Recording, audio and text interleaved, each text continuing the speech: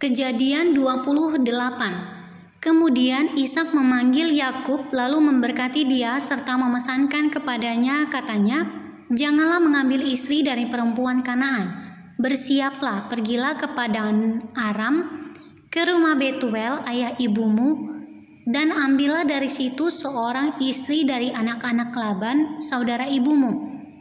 Moga-moga Allah yang Maha Kuasa memberkati engkau, membuat engkau beranak cucu dan membuat engkau menjadi banyak, sehingga engkau menjadi sekumpulan bangsa-bangsa. Moga-moga Ia memberikan kepadamu berkat yang untuk Abraham, kepadamu serta kepada keturunanmu, sehingga engkau memiliki negeri ini yang kau diami sebagai orang asing, yang telah diberikan Allah kepada Abraham." Demikianlah Ishak melepas Yakub, lalu berangkatlah Yakub ke padang Aram, kepada Laban anak Betuel, orang Aram itu, saudara Ribka ibu Yakub dan Esau.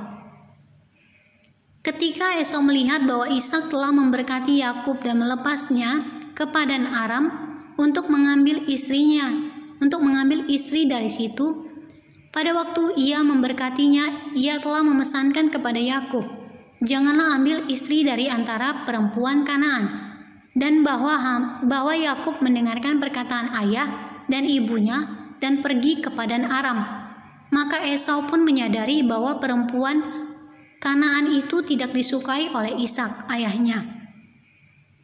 Sebab itu ia pergi kepada Ismail dan mengambil Mahalat menjadi istrinya di samping kedua istrinya yang telah ada.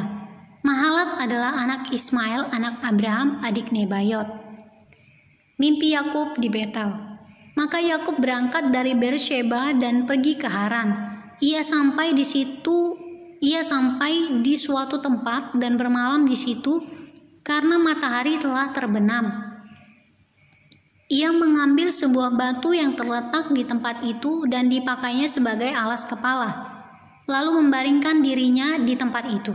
Maka bermimpilah ia, di bumi ada didirikan sebuah tangga yang ujungnya sampai di langit. Dan tampaklah malaikat-malaikat Allah turun naik di tangga itu. Berdirilah Tuhan di sampingnya dan berfirman, "Akulah Tuhan Allah Abraham nenekmu dan Allah Ishak, tanah tempat engkau berbaring ini akan kuberikan kepadamu dan kepada keturunanmu. Keturunanmu akan menjadi seperti debu tanah banyaknya, dan engkau akan mengembang ke sebelah timur, barat, utara, dan selatan, dan olehmu serta keturunanmu semua kaum di muka bumi akan mendapat berkat. Sesungguhnya aku menyertai engkau dan aku akan melindungi engkau kemanapun engkau pergi, dan aku akan membawa engkau kembali ke negeri ini. Sebab aku tidak akan meninggalkan engkau, melainkan tetap melakukan apa yang kujanjikan kepadamu." Ketika Yakub bangun dari tidurnya, berkatalah ia, "Sesungguhnya Tuhan ada di tempat ini, dan aku tidak mengetahuinya." Ia takut dan berkata, "Alangkah dahsyatnya tempat ini. Ini tidak lain dari rumah Allah. Ini pintu gerbang surga." Keesokan harinya pagi-pagi Yakub mengambil batu yang dipakainya sebagai alas kepala dan mendirikan itu menjadi tugu dan menuang minyak ke atasnya. Ia menamai tempat itu Betel.